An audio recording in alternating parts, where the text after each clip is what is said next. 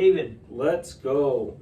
Today's podcast, we're going to talk about the big money is made in buying real estate because of appreciation. appreciation. You know, as we look at all our businesses and all the things that we do and all the things that we buy and, you know, like growing the sales business and the real estate business, and then we look at the business of owning real estate. The big money seems to be made in the appreciation of the real estate.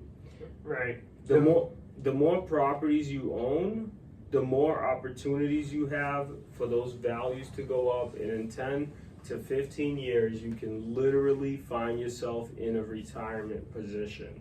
Right. Because if you buy a property every single year, you save, you find a down payment, you buy this property 20% down, whatever it may be. It may cash flow or it may not cash flow, but eventually, not only will it cash flow 5 to 10 years down the road, you got so much appreciation that it's going to be crazy. And I think actually what would be valuable is to share some of our real estate deals and how much money we've made. So, yeah.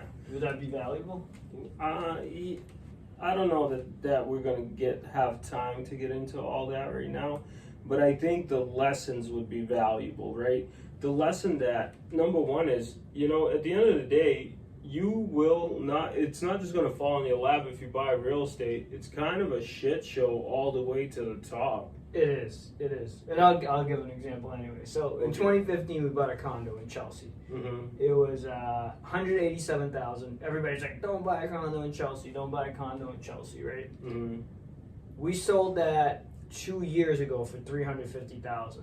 That's approximately like $167,000 in appreciation. The whole time running it, managing it, dealing with the condo association was a shit show. But time made that a lucrative investment. Right.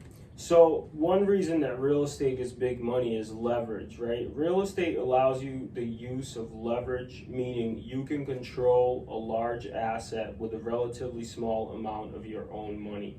So let's, I guess, give another example.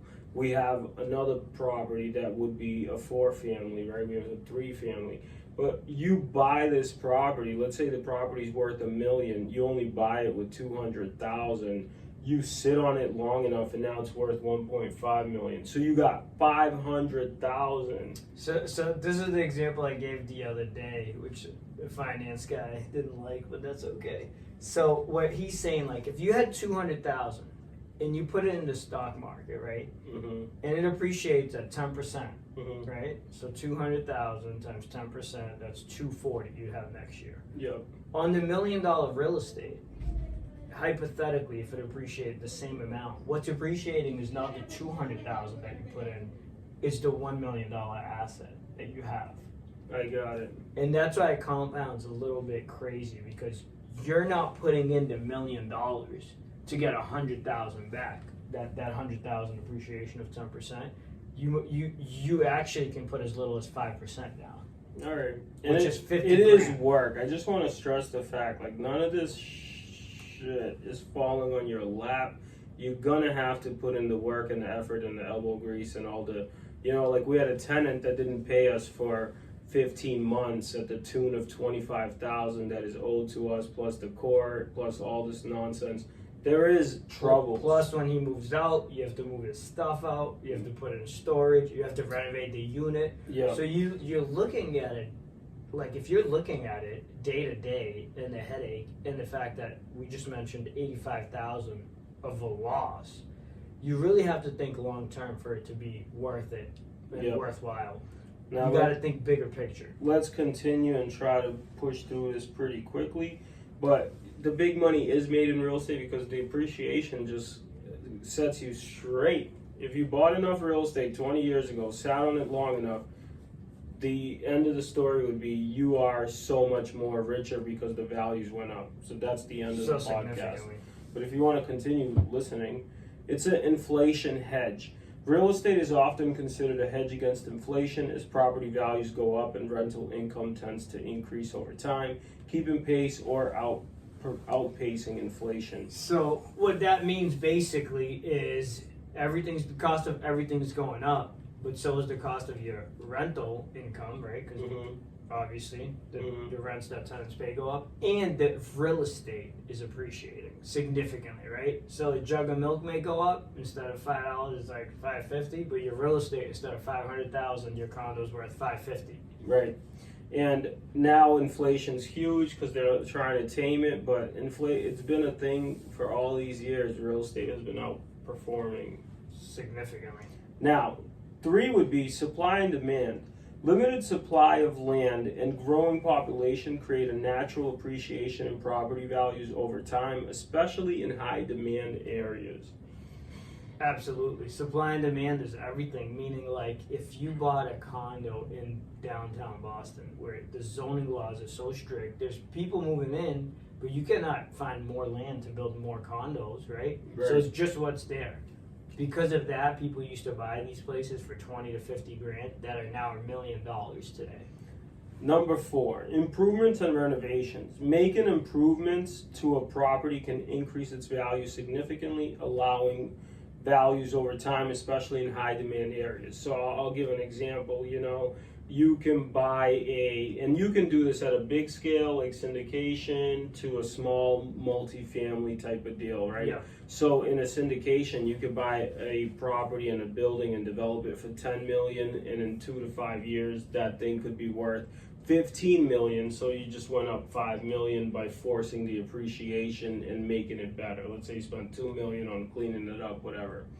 You can take a smaller, like 3-family, buy it for $1 million, clean it up for, let's say, $400,000, except now you sell each unit for $1 million, getting you another $1.51 million in profit. So you can force the appreciation by making improvements and renovations. Yeah, and that's whether you're doing a flip or a hold. Like an example would be, we bought a condo, another condo happens to be here locally in North Andover, and we've renovated it because nobody would buy it and it couldn't qualify for financing because the kitchen was gutted, the bathroom was gutted. So David went in there, fixed everything up, and then we sold it. But because we did all of the work and it was nice and new, somebody else would pay a premium for that, as opposed to just waiting and letting time do its course. We did the renovation to make the value significantly higher. Number 5, tax benefits. This is a thing that you don't think about until you start really making money, and then you realize, man, I'm spending a lot of money on making my money. This is the biggest thing there is. Real estate investors can benefit from tax deductions such as mortgage interest, property taxes, and depreciation,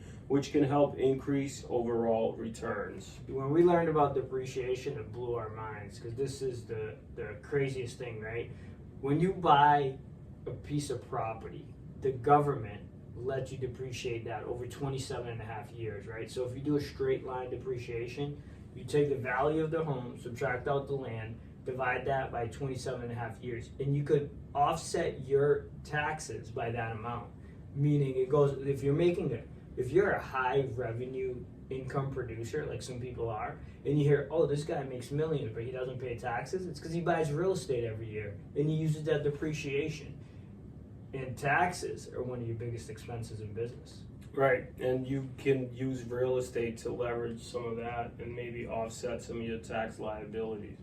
Now, next thing would be forced appreciation, which kind of covered that, but investors can actively increase the value of a property through renovations, upgrades, and better management, leading to a higher return when the property is sold. Other ways to do that too is subdividing lots or seeing somewhere that's a double lot, something where you can improve that wasn't there before. And another idea for that is also increased value, right? So say you might have a multifamily, you're going to convert it to condos, or farmland to single family homes, whatever that may be. Yeah, or you could buy a bank that's not a bank anymore, a small bank, but let's say they have a big parking lot, and then you go to the town, you make your plans, takes you about 1.5 to 2 years, and then you can develop 25 to 30 units in that parking lot, which will give you a significant return. That project could take you 5 years, but what else are you doing? Like on top of your work, you could be doing stuff that is getting you a crazy return through your real estate. This is getting me excited. I want to do another deal. Yeah.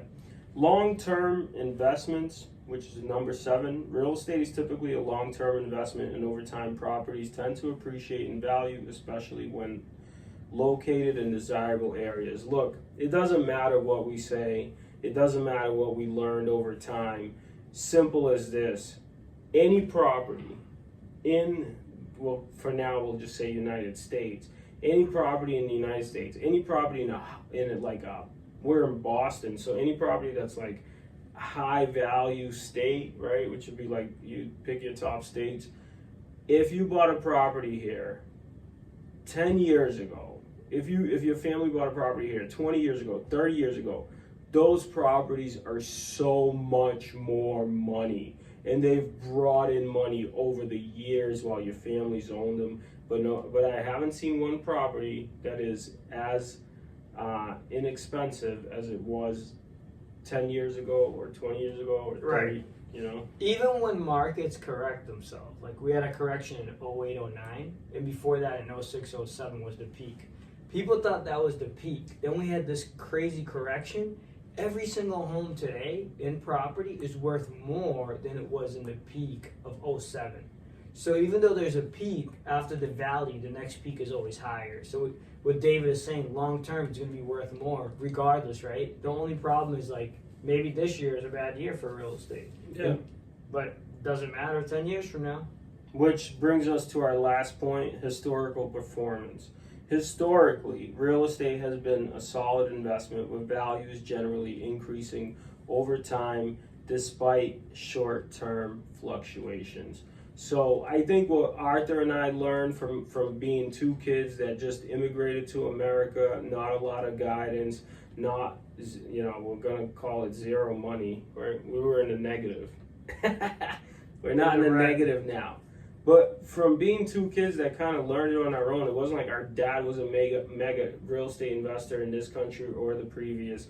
And it's not like one of our uncles came to us and was like, hey kids, buy real estate. And it's not like somebody took us under their wing and was like, hey kids, buy real estate. We just got into real estate sales and we started learning this, and we're teaching this to you as much as we're learning it as actively and as consistently as we're learning things. We're trying to transfer that information to you. So like, yes, you can go from broke to no joke. And yes, you can become super wealthy over time and completely change your family tree and the way that you function and the money that comes into the family. But overall, the big money's made in real estate appreciation. That's where the money's made. Any last guidance or things that come to your mind? That I think don't wait to buy real estate. Buy real estate and wait. All right. I think also the best way to learn is to just get started. You could always reach out to mentors. Like, we never had anybody teach us, but if you get some guidance or somebody to tell you what to buy, where to buy, how to buy, and you go and you jump into that, you're going to be richer. And then the other thing is, no matter what we say or you hear on Instagram or any other social media, it's a long-term game, right? It's not like, oh, I made $1 million, I bought 1 property, I'm done. No, it's like, learn the business, buy, learn to manage. And we're not sitting here telling you all that. We do. We told you some of the bad things, but most people aren't telling you all of the negatives that come with being a real estate landlord or whatever. So it's not going to be a straight path to success. It's not easy, and there is a lot of struggle.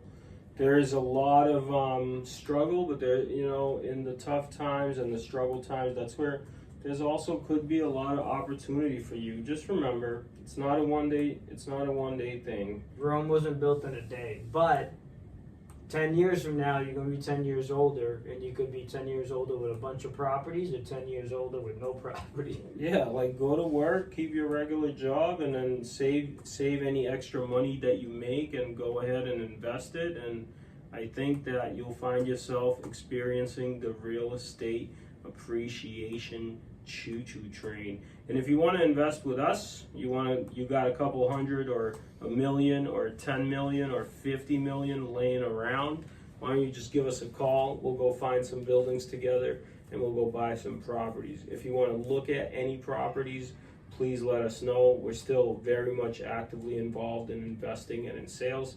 If you have properties you want to sell, buy, invest in, you know who to call.